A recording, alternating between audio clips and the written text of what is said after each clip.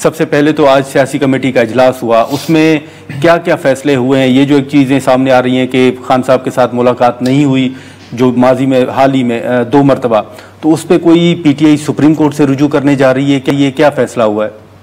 बहुत शुक्रिया, बड़ी नवाज, बड़ी मेहरबानी, आपने मौका दिया गुरमानी साहब। देखें, तहरीक इंसाफ की जो पॉलिटिकल कमेटी है या कोर कमेटी है या दीगर जितनी कमेटियाँ हैं, डेफिनेटली वहाँ पर डिस्कशन होती रहती है और आज भी डिस्कशन जो है हुई। हाँ। एक तो माइन एंड मिनरल जो बिल है उसके हवाले से, क्योंकि ये अमेंडमेंट है, वो खान साहब से पहले मुशावरत की जाएगी, तमाम तर तफसीलात से उनको आगाह किया जाएगा और उनकी एंडोर्समेंट के बाद जो है इसको पास किया जाएगा। नंबर 1। नंबर 2 बात यह है कि कोई भी पार्टी के कोई रहनुमा अगर किसी दूसरे के खिलाफ बयान देता है तो ये तो खान साहब ऑलरेडी बारहा कह चुके हैं कि किसी भी रहनुमा को किसी दूसरे के खिलाफ बयान नहीं देना चाहिए और पार्टी पॉलिसी का वो तमाम लोगों को एहतराम करना चाहिए। हमारी जो जंग है, हमारी जो फाइट है जहाँ है वहाँ उस हवाले से बात करनी चाहिए और मुल्की मसाइल जो हैं उनको हाईलाइट करना चाहिए, यहाँ नहीं कि आपस में इस तरह का मामला किया जाए। तो उसके लिए बिल्कुल ये भी बात हुई है, अगर कोई बात करेगा तो डेफिनेटली उसके खिलाफ कार्रवाई की जाएगी या जो खान साहब की हदायत हैं कि पॉलिटिकल कमेटी के सामने मौक़िफ़ कोई भी मेरा पॉलिसी के हवाले से रखा जाए और फिर वो जो वहाँ से अलामियाँ होगा जारी इंफॉर्मेशन डिपार्टमेंट से, सेक्रेटरी इंफॉर्मेशन है, वो जो बयान देंगे तो वो फिर उसको ऑफिशियल समझा भी जाएगा और वो बयानिया होगा। तो ये तमाम तर चीज़ें जो हैं वो हुई हैं। इससे ये है कि एक तो जो रिसेंटली अभी आज भी ज़ेर बहस है मामला कि उसने ये कह दिया, इसने ये कह दिया, ये भी एक तो कंट्रोल होगा। जो एक प्रोपेगेंडे हैं कि एक फॉरवर्ड ब्लॉक बनने जा रहा है, वो भी उसका भी जो वो जो हीट है वो कम होगी। हालांकि ऐसी बात नहीं है, क्योंकि जब कोई ऐसी बात होती है, कोई लड़ाई किसी की होती है तो वो कहते हैं कि शायद फॉरवर्ड ब्लॉक बन जाएगा, लेकिन पूरी कोशिश करने के बावजूद कि तहरीक इंसाफ को तोड़ लिया जाए और इस तरीके से जो है वो शायद ख़त्म हो जाए, तो ये दुश्मन की जो चालें हैं हम उसे कामयाब नहीं होने देंगे। तहरीक इंसाफ इमरान खान के नीचे तमाम तर मुतहद है। इख्तिलाफात अब तो खुल के सामने आए हैं ना, आप सलमान साहब को देखें, दीगर रहनुमाओं को आप देखें, यहाँ पर ये कोई इख्तिलाफात नहीं है कि उसने टिकट उसको दे दिया या इसने उसको काम को यूं कर दिया। बेसिकली एक मामला था जिसके ऊपर इख्तिलाफ राय का हुआ कि यह ऐसा नहीं होना चाहिए था, दूसरे ने कहा कि ऐसा हुआ पहले भी और कोई इतनी गलत बात नहीं है। तो लिहाजा इन्हीं तमाम तर चीज़ों को देखते हुए हमने ये डिसाइड किया कि अब जो भी डिस्कशन होगी किसी मामले के ऊपर भी तो पार्टी के अंदर की जाए, जो कि पहले भी वाज़ेह हदायत है। ठीक है, ताहा साहब मैं आपकी तरफ आऊँगा। इस वक्त अगर आप देखें तो MQM आप वफाक में हुकूमत के इत्तेहादी हैं, पीपल्स पार्टी भी इत्तेहादी जमात है, आप भी, लेकिन सिंध के अंदर हम देख रहे हैं कि पहले भी कुछ बयानात आते रहे, लेकिन अब कुछ मजीद तलखियां जो है वो हमारे सामने आ रही हैं। वजूहात क्या हैं कि कराची के अंदर इस वक्त पीपल्स पार्टी और MQM जो है वो आमने सामने है? बिस्मिल्लाहिर्रहमानिर्रहीम। देखिए नादिर साहब, वजूहात बड़ी वाज़ेह हैं, रोज़ाना की बुनियादों पे टीवी चैनल्स, आपके चैनल समेत सारे चैनल्स दिखा रहे हैं, सोशल मीडिया पे पूरी दुनिया को पता चल रहा है कि मसला कारकर्दगी का है।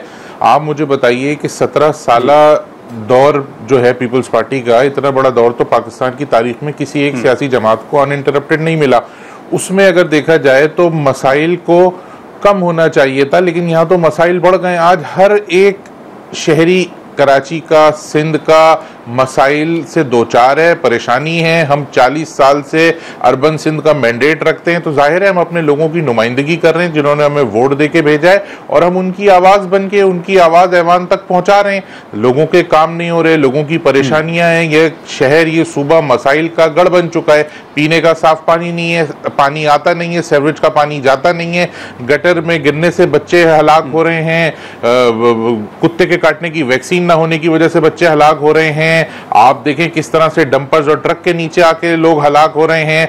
पिछले गुज़िश्ता हफ्ते अगर आप देखें, कुछ दिन पहले एक वाकया हुआ कि जिसमें एक खातून जो कि एक्सपेक्ट कर रही थी, उनका बच्चा सड़क पर डिलीवर हो गया और चंद ही लम्हात में वो बच्चा भी इंतकाल कर गया, वो औरत भी इंतकाल कर गई, उसका शौहर भी इंतकाल कर गया। उसके बावजूद मुताद्दिद वाकयात हो रहे हैं, स्ट्रीट क्राइम्स में जो लोग मर रहे हैं वो भी आप तमाम लोग नहीं। लेकिन ताहा साहब पीपल्स पार्टी के मुताबिक इस वक्त जो सिंध के अंदर ये जो डंपर का इशू है, ये तो पीपल्स पार्टी के मुताबिक ये सियासी नहीं, ये इंतजामी इशू है। 100% अग्रीड।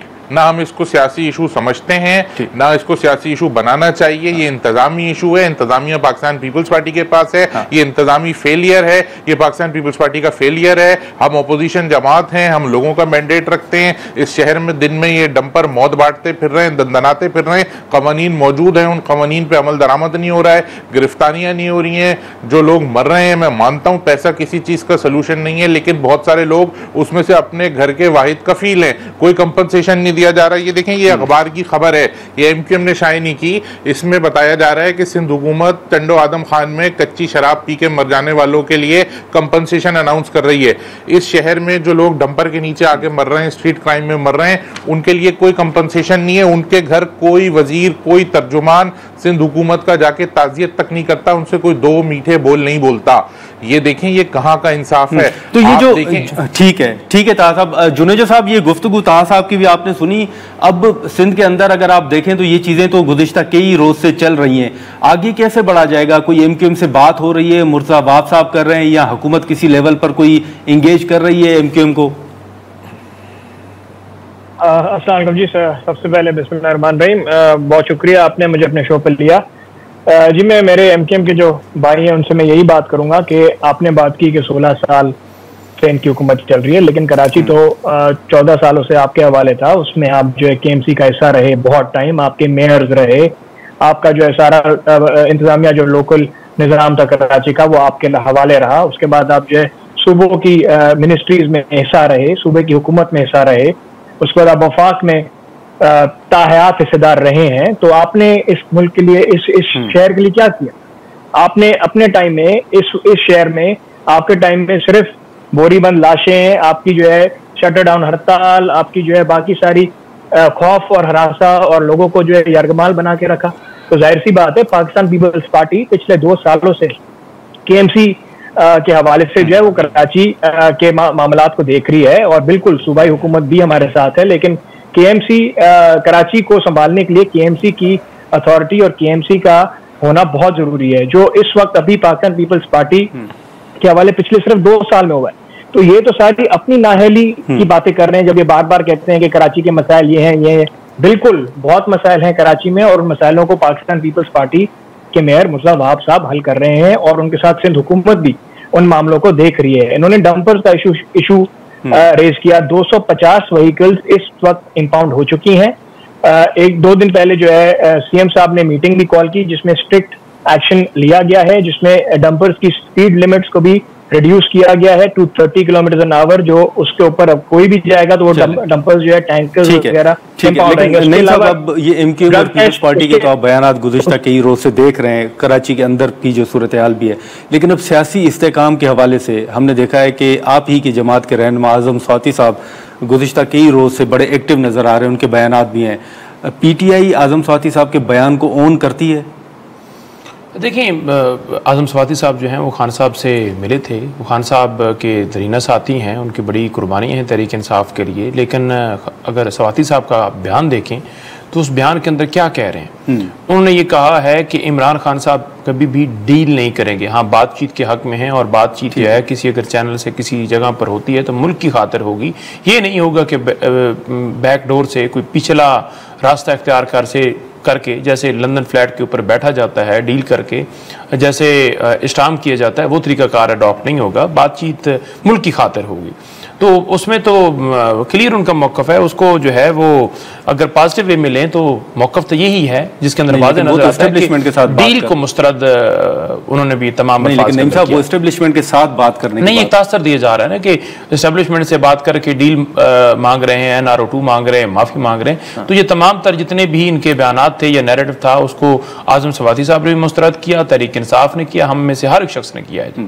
ये जो सियासी कमेटी थी उसमें ये मामला ज़ेर बहस आया? नहीं, देखें, तमाम तर बातें जो हैं, तमाम तर रहनुमाओं के बयान या कोई ऐसी चीज़ आती है जो कि डिस्कशन वाली होती है, हर जगह पर हर फोरम पे होती है, लेकिन उसके अंदर 2 टोक मौक़िफ़ है कि डील वाला रास्ता कभी भी खान साहब इख्तियार नहीं करेंगे। बाकी जो मुलाकात है अब नेक्स्ट देखते हैं, हमारी करवाते हैं। कल भी एक समात है डयाला जेल के अंदर, 9 मई के जो केसेस हैं वो भी क्योंकि ज़ेर अल्तवा हैं, उनके हवाले से अब देखते हैं कि कल क्या समात अदालत करती है या उसको भी मुलतवी करती है, क्योंकि सुप्रीम कोर्ट ने जो रिमार्क्स दिए थे कि जनाब इतने महीनों के अंदर जो है वो केसेस डिसाइड किए जाएं, और 15 दिन की रिपोर्ट जो है वो हाई कोर्ट में भिजवाई जाए, जो कि एक बड़ी अजीब सी बात थी। हालांकि वहाँ कैंसिलेशन वाला मामला था और अदालतें भी अब हरी हैं कि जल्दी से जल्दी जो है ठीक है फैसले दिए जाएं, लेकिन ये तरीकाकार ठीक नहीं है कि आप हर रोज समाअत करें, रात दिन समाअत करें, एक ही शख्स को जो है वो गिराने के लिए रोजाना की बुनियाद के ऊपर नहीं। लेकिन पीटीआई आजम स्वाति साहब के बयान को ऑन करती है।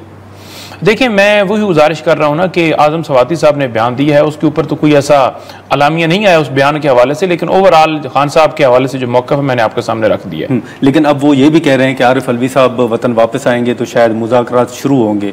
तो पार्टी को इल्म है कि आरिफ अलवी साहब को टास्क दिया गया है कि वो इस्टेब्लिशमेंट के साथ बात करेंगे या उन ताकतवर हलकों के साथ? देखिए, इस हवाले से सेक्रेटरी जनरल साहब का या चेयरमैन साहब का कोई बयान नहीं आया, पार्टी की तरफ से कोई इस तरह की कोई स्टेटमेंट नहीं आई। खान साहब के साथ मैं भी नहीं मिल सका, राज साहब की और मेरी आखिरी इकट्ठे मुलाकात थी, उसके बाद हम दोनों की मुलाकात दोनों मुलाकातों में नहीं हुई।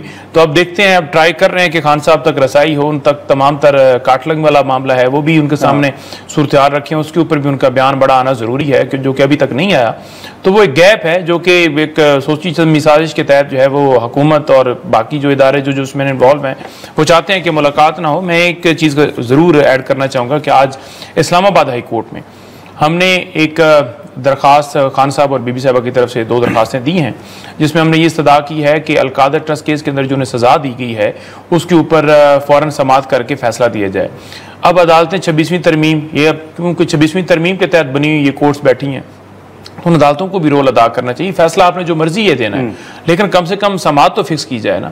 3 महीने पहले जो है वो इस केस के अंदर दरखास्त दी गई, अपील फाइल की गई, लेकिन उनको नहीं समाअत उनकी फिक्स की जा रही, नहीं इंसाफ दिया जा रहा। तो पाकिस्तान के अंदर जो अदालतें हैं जैसे भी वो मौजूद हैं उनको कम से कम केसेस सुनने चाहिए। तो इन्हें अदालत की दरखास्त दायर हो चुकी है, खान साहब तक अभी तक किताबें नहीं गई, उन तक डॉक्टर की एक्सेस नहीं है, उन तक जो ज़ाती मॉलेज के साथ साथ जो सियासी रहनुमा उनकी एक्सेस नहीं है, बच्चों से फ़ोन पर बात नहीं करवाई जा रही।